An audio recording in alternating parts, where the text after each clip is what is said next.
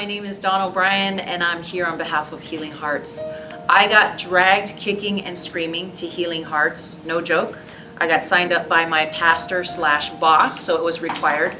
And I was pretty much itching to get out of there before we even got there. I told the pastors I rode with we needed to stop by Starbucks for a drink with a couple of shots.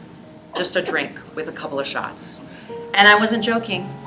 And then we arrived, and I let Pastor Rob know immediately that I was not going to say anything at all. Now, again, I'm Brien. It's the dawn of another beautiful day in Hawaii. I'm a very public personality, but a private person. And so the dawn of a new day in the mornings wasn't dawn by night. A lot of stuff going on, a lot of issues. And I would manifest those in really destructive ways. Spiritually, physically, emotionally, relationally. I had gotten arrested for a DUI in July. That was like 1 month before we showed up for Healing Hearts. And it was at a ministry dinner that I was drinking 3 glasses of wine and woke up at 2 o'clock and drove myself home. And by God's grace, I got arrested and thrown into jail. Ironically, I was there with 2 ladies of the night. Kind of felt like Jesus on the cross with the 2 criminals next to him, but there I was, just as guilty as anybody else. I had called and confessed to my boss slash pastor, and that's when he said, "Dawn, I love you so much. I'm going to sign you up for Healing Hearts. I've heard your testimony. I've heard about some of the things that happened to you when you were a child, and you're so good at preaching the word of God and projecting the love of God, but having that word soak into your heart and that love accepted by you is a whole different thing. So sweetie, if you will, would you go with me?"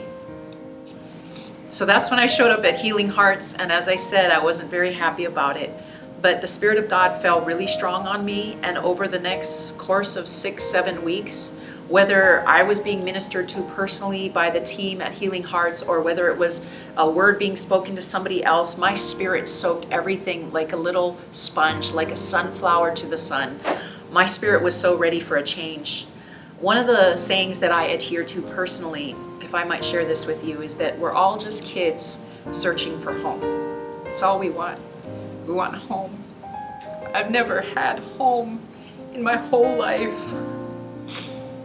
I was a throwaway kid from when I was really small. My parents, long story short, left us at Honolulu International Airport when I was 9 years old.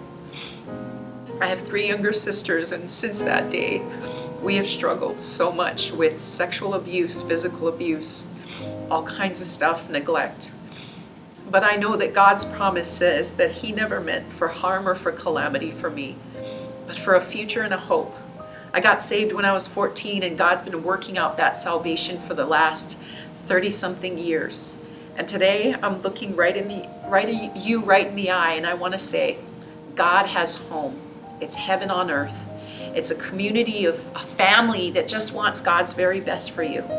And I believe I've gotten to know that today.